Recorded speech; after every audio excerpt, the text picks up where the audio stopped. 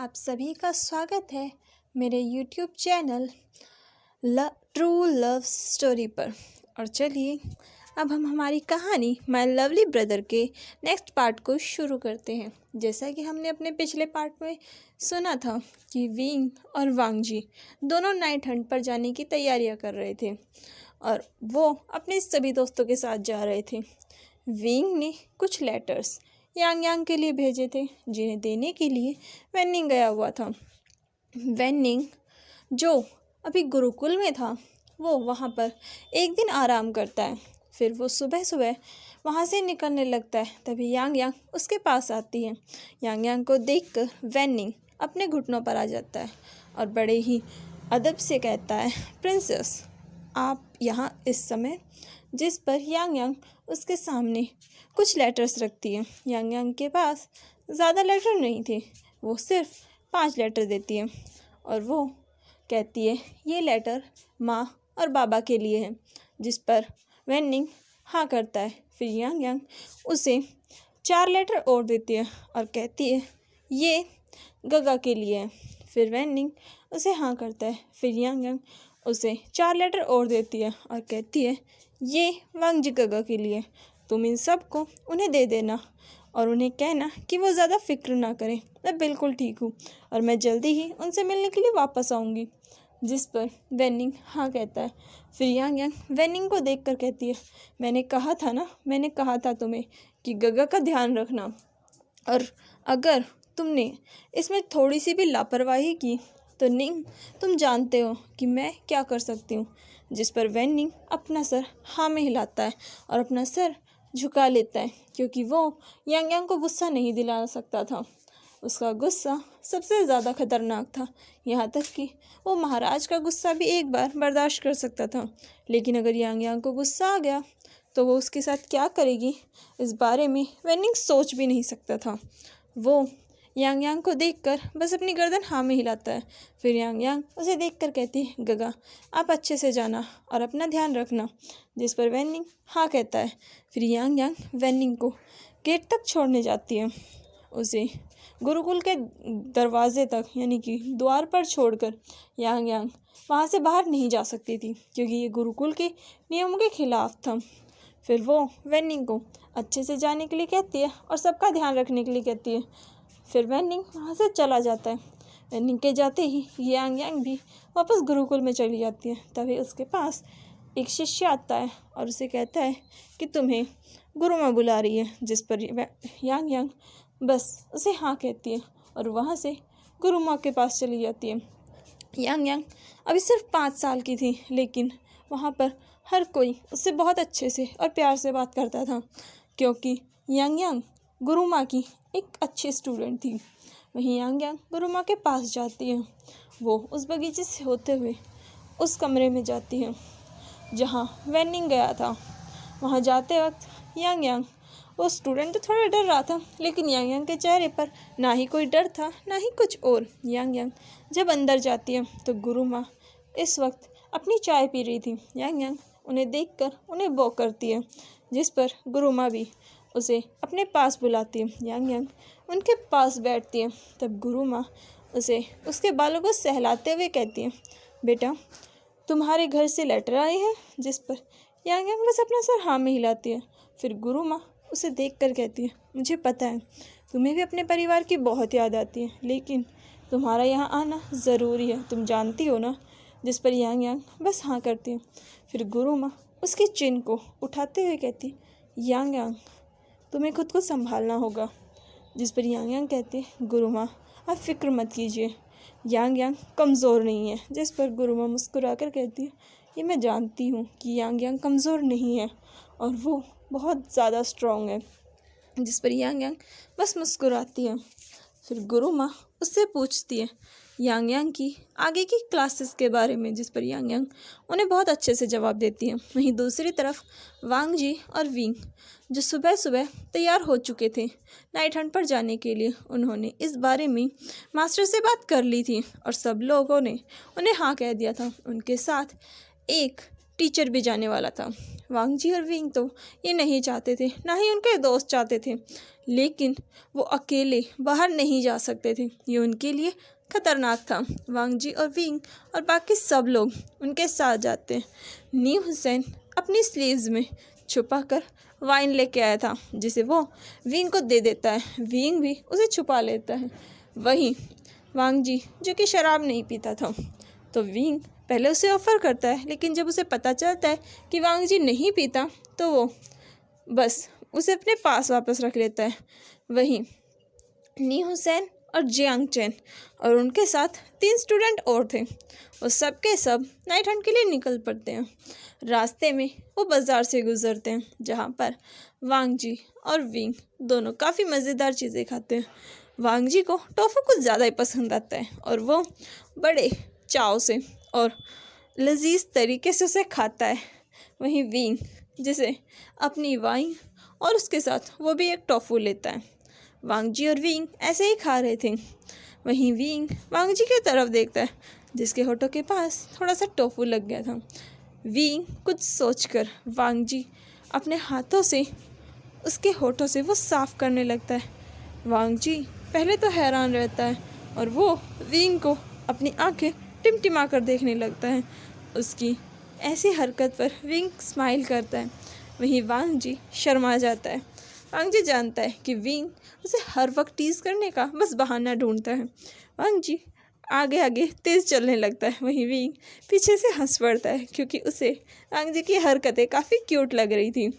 वहीं नी हुसैन और Jiang chain वो सब भी उनके साथ ही थे, लेकिन उनका ध्यान उनकी तरफ था ही नहीं। वो तो अपने कामों में बिजी थे।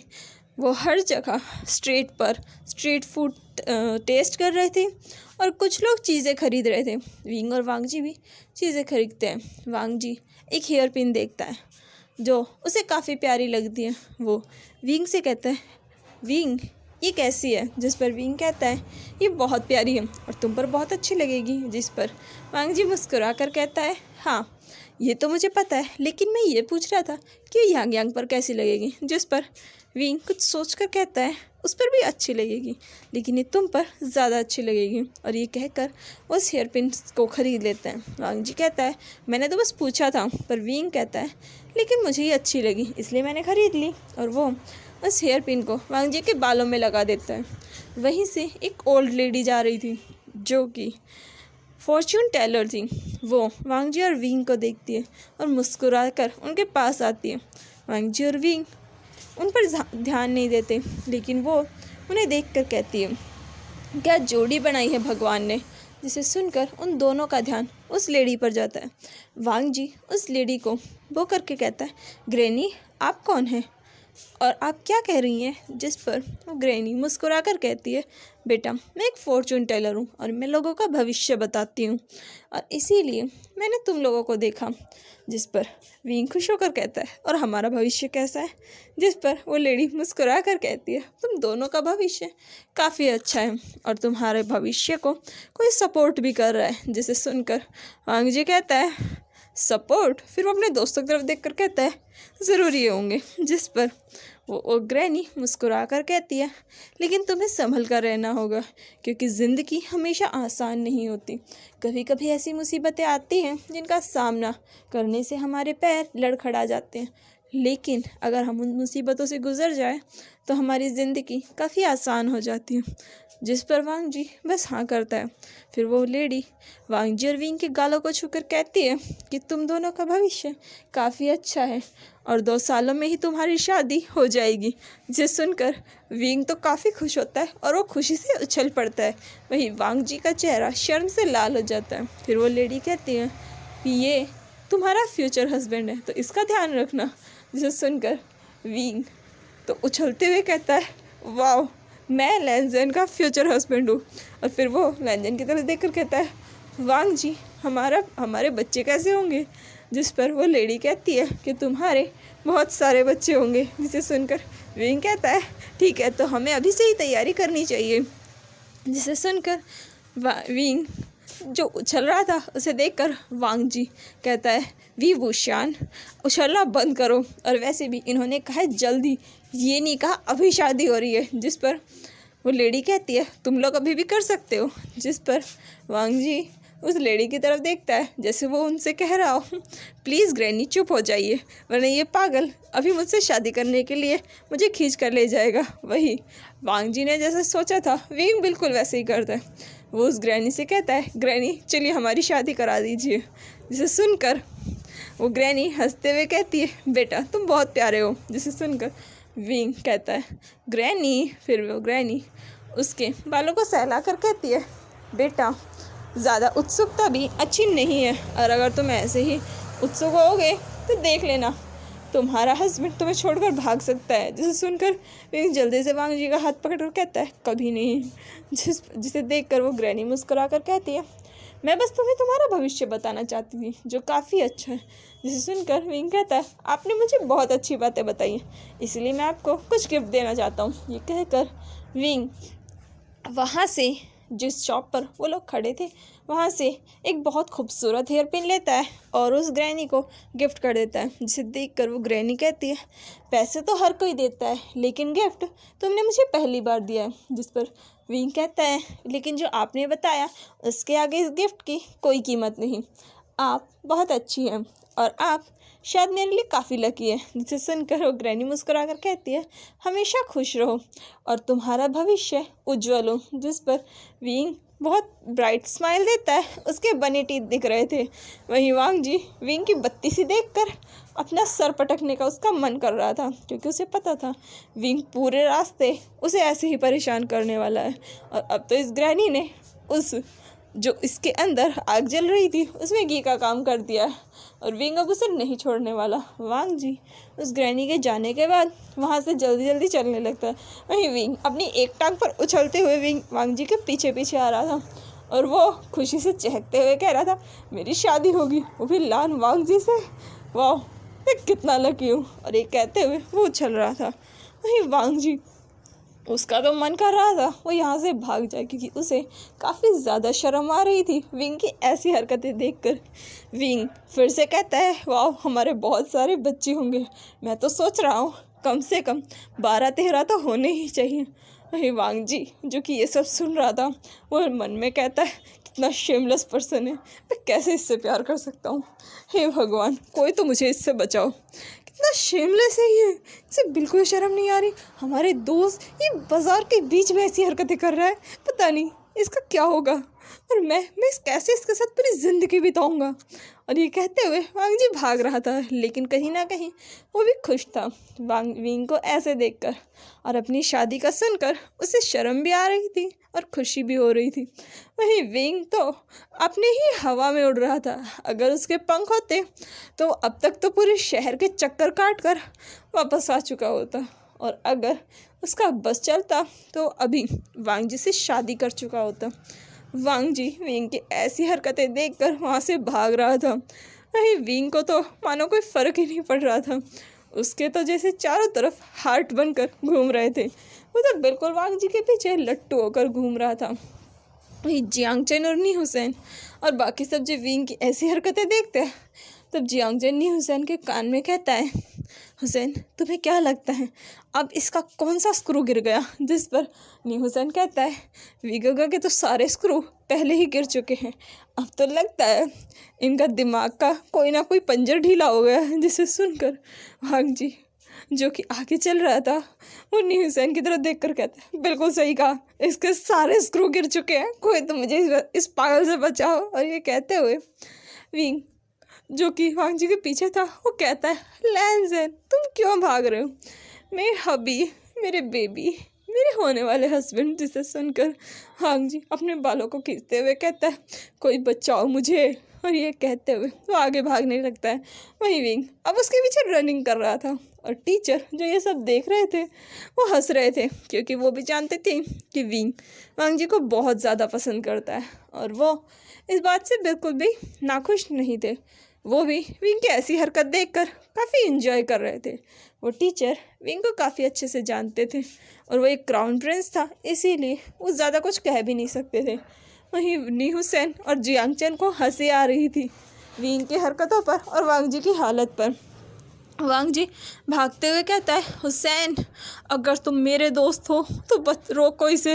वहीं विंग भागते हुए कहता है, मेरे बच्चों की माँ रुक जाओ। जिसे सुनकर वांग जी कहता है, विंग अगर तुमने अपना मुंह बंद नहीं किया तो पक्का मैं तुम्हारा मुंह तोड़ने वाला हूँ। जिसे सुनकर विंग कहता है, अगर तुम मेरा मुंह तोड़ दोगे तो हमारी शादी में लोग क्या कहेंगे कि वाइफ इतनी सुंदर और हस्बैंड का मुंह टूटा हुआ है। जिसे सुनकर विंग कि ये बातें सुनकर वांग जी अपने मन में कहता है, अगर मेरा बस चले तो मैं तुमसे शादी ना करूं। फिर वो मन में कहता है, लेकिन मैं क्या कर सकता हूँ, मेरा दिल तो इसके पास है। और ये कहकर वो भागने लगता है। वहीं विंग उसके पीछे था। उनकी ये नाइट हंटिंग बिल्कुल ऐसे ही चलती है। वो पूरे रास्ते मज़े करते हुए जाते हैं और मस्ती करते हुए। वहीं विंग तो 7वें आसमान पर था। वो तो काफ़ी खुश था। जब वो लोग रूम लेते हैं, विंग काफ़ी ज़िद करता है कि उसे वांग जी के साथ एक ही रूम में रहना है, लेकिन कोई भी उसे अलाउ नहीं करता। वहीं वांग जी तो विंग की बात सुनकर काफ़ी ज़्यादा डर गया था, क्योंकि उसे पता था ये उसे बिल्कुल नहीं छोड़ने वाला। और इसकी हरकतें तो ऐसी हैं कि अगर पागल खाने वाले आ गए तो इसे उठा कर ही लेके जाएंगे और शायद इसे कभी ना छोड़े। वहीं विंग मन मार कर जियांग चैन के साथ एक ही कमरे में रुकता है और नी हुसैन वांग जी के साथ रुकता है। वहीं बाकी स्टूडेंट्स भी अपने अपने रूम में रुकते हैं और टीचर अपने रूम में। सुबह सुबह वो लोग जब नाश्ता करके वापस चलने लगते हैं, तभी उन्हें एक खबर मिलती है कि पास के जंगलों में कुछ अजीब हरकतें हो रही हैं। जिसे सुनकर वो सब लोग उधर जाते हैं। वहाँ पर वो देखते हैं कि जंगलों में बहुत ही नेगेटिव एनर्जी है। विंग और वांग जी और बाकी सबको ये नेगेटिव एनर्जी काफ़ी ज़्यादा फील हो रही थी और उनकी तलवारें भी शेक करने लग रही थी। वांग जी अपनी तलवार यानी कि बीचिन को काफ़ी टाइटली पकड़ता है। विंग भी सुइबियान पर अपनी पकड़ कस लेता है। वहीं बाकी सब भी अपनी तलवारों को संभालते हैं, लेकिन ये नेगेटिव एनर्जी इतनी स्ट्रांग थी कि उनकी तलवारें जैसे हवा में उड़कर इधर उधर भागने वाली होती हैं। वहीं टीचर बच्चों से कहते हैं कि संभल कर रहो, यहाँ की एनर्जी काफ़ी ज़्यादा स्ट्रॉन्ग है और ये तुम पर अटैक कर सकती है। वहीं वो जब ऐसा कहते हैं, तभी वहाँ से एक स्पाइडर आता है। जो स्पाइडर काफ़ी बड़ा था, उसकी हाइट एक पेड़ के बराबर थी, जिसे देखकर विंग और वांग जी और बाकी सबकी आंखें बड़ी बड़ी हो जाती हैं। वहीं टीचर बच्चों को पीछे कर जल्दी से आगे आते हैं, क्योंकि वो उस स्पाइडर को इन बच्चों पर हमला नहीं करने दे सकते थे। थोड़ी ही देर में वहाँ पर फाइट शुरू हो जाती है। वांग जी और विंग अपना पेयर बनाकर उस बीस्ट से फाइट करते हैं। वो बीस्ट जो काफ़ी ज़्यादा ताकतवर था और उसके मुंह से वो नेगेटिव एनर्जी निकल रही थी। वह यहाँ तक कि उसके कुछ विंग्स भी निकल रहे थे, जैसे कि वो उड़ भी सकता हूँ। वहीं थोड़ी ही देर में वो सभी वहाँ पर स्पाइडर से घिर जाते हैं। इतने सारे स्पाइडर्स को देखकर सभी लोग सतर्क हो जाते हैं। वांग जी और विंग ने और बाकी सब ने मिलकर एक स्पाइडर को तो मार दिया, लेकिन वहाँ 3 और स्पाइडर आ गए। टीचर उन्हें कहते हैं कि हमें इनसे लड़ने के लिए और लोगों की ज़रूरत है। जैसे ही वो ये कहते हैं, तभी वहाँ पर थोड़ी ही दूर में थोड़ी सी हलचल होती है, जिसे देखकर सब लोग उधर देखते हैं। तो वहाँ पर एक पर्सन जो कि बीस्ट के ऊपर था, वो आ रहा था। उसने रेड कलर के रोब पहने हुए थे और उसके हाथों में भी तलवार थी। वहीं उसके साथ एक और पर्सन भी था जिसने वाइट कलर के रोब पहने हुए थे, और दूसरी तरफ एक और पर्सन आ रहा था जिसने ब्लैक कलर के और दूसरे ने वाइट कलर के। ऐसे ही वहाँ पर तीन चार पेयर्स आते हैं। वांग जी और विंग को कुछ समझ में नहीं आता, लेकिन वो सब फिर वो बिना कुछ सोचे समझे सोचते हैं कि उन्हें पहले इन बीस्ट से मुकाबला करना चाहिए, बाद में वो इन लोगों से पूछ लेंगे कि ये कौन है। और वो सब मिलकर उन बीस्ट को मारने लगते हैं। थोड़ी ही देर में वो सभी स्पाइडर्स मर चुके थे। फिर वो सब नीचे आते हैं। विंग और वांग जी को कुछ समझ में नहीं आता कि ये कौन है, लेकिन टीचर उन्हें जानते थे। उन्हें कहते हैं कि तुम लोग आ गए, लेकिन तुम लोग थे कहाँ? तुम लोग तो गुरुकुल से शायद पहले निकले थे, तुम्हें अब तक गुरुकुल पहुंच जाना चाहिए था। जिसे सुनकर एक पर्सन कहता है, गुरुजी अब तो हमें ऐसे डांट रहे हैं जैसे कि हमने कोई गुनाह कर दिया हो। हम तो बस थोड़ा सा रुक गए थे घूमने के लिए, लेकिन जब हमें पता चला कि यहाँ पर बहुत स्ट्रॉन्ग नेगेटिव एनर्जी है तो हम इधर आ गए। फिर वो विंग कहता है, ये है कौन? जिस पर गुरुजी विंग की तरफ देखकर कहते हैं, विंग ये तुम्हारे ही क्लासमेट्स हैं। अगर तुमने कभी क्लास में ध्यान दिया हो तो तुम्हें पता होता। जिसे सुनकर विंग हैरानी से कहता है, मेरे क्लासमेट? फिर वो देखता है, तब उनमें से एक कहता है, मेरा नाम वाचिंग है और मैं हुआ सेक्ट से हूँ। फिर दूसरा आता है जो वाचिंग के साथ था और वो करते हुए कहता है, मेरा नाम शीलियन है और मैं शी सेक्ट से हूँ। जिसे सुनकर विंग स्माइल करता है। तभी वहाँ पर एक और पर्सन आता है और वो कहता है, मेरा नाम लिu बिंगे है और ये मेरा फ्रेंड है शेन चेंचू। जिस पर शेन चेंचू उसे कोनी मारते हुए कहता है, लिu बिंगे मैं अपना परिचय खुद दे सकता हूँ। जिस पर बिंगे बच्चों जैसी शक्ल बनाकर कहता है, पर मुझे लगा कि गगा का परिचय मैं दूंगा तो ज़्यादा अच्छा होगा। जिसे सुनकर शेन चेंचू बस अपनी आंखें घुमाता है। वहीं हंसते हुए एक और पर्सन आगे आता है और कहता है कि मेरा नाम वेनकेशिंग है और ये मेरा फ्रेंड जाओ जीशु है। हम दोनों बहुत अच्छे दोस्त हैं। जिसे सुनकर विंग स्माइल करता है क्योंकि वो समझ गया था ये तीनों पेयर्स हैं और ये एक दूसरे को काफ़ी पसंद करते हैं। वहीं वाचिंग तो शीलियन के सामने ऐसे खड़ा था जैसे उसे डर हो कहीं कोई शीलियन से फाइट ना कर ले। वहीं वो सब फिर आपस में मिलते हैं और सबके सब मिलकर गुरुकुल के लिए वापस निकल पड़ते हैं और गुरु रास्ते में उन सब की बहुत अच्छी दोस्ती हो जाती है। वांग जी और शीलियन की तो कुछ ज़्यादा ही गहरी दोस्ती हो जाती है। वहीं शेन चेंचू भी उनका अच्छा दोस्त बन जाता है। जाओ जीशु के साथ भी उनकी अच्छी बॉन्डिंग बन जाती है। वहीं विंग के साथ तो वो बाकी सब भी खूब मज़े करते हैं। वाचिंग, शीलियन और वेनकेशिंग विंग के काफ़ी अच्छे दोस्त बन जाते हैं और वाचिंग तो विंग के साथ ऐसा लगता है जैसे कि वो उसका भाई हो, क्योंकि दोनों की हरकतें कुछ सेम थी। और लिu बिंगे भी विंग की तरह ही था।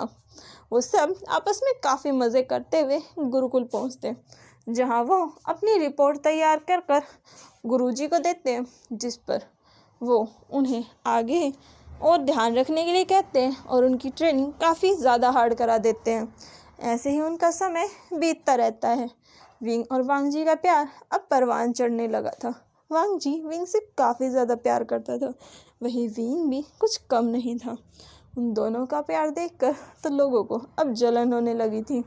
वहीं विंग ने कभी भी अपनी लिमिट क्रॉस नहीं की थी, क्योंकि उसे पता था वांग जी उससे प्यार ज़रूर करता है, लेकिन जब तक शादी ना हो जाए तब तक लिमिट में रहना ज़्यादा बेहतर होगा।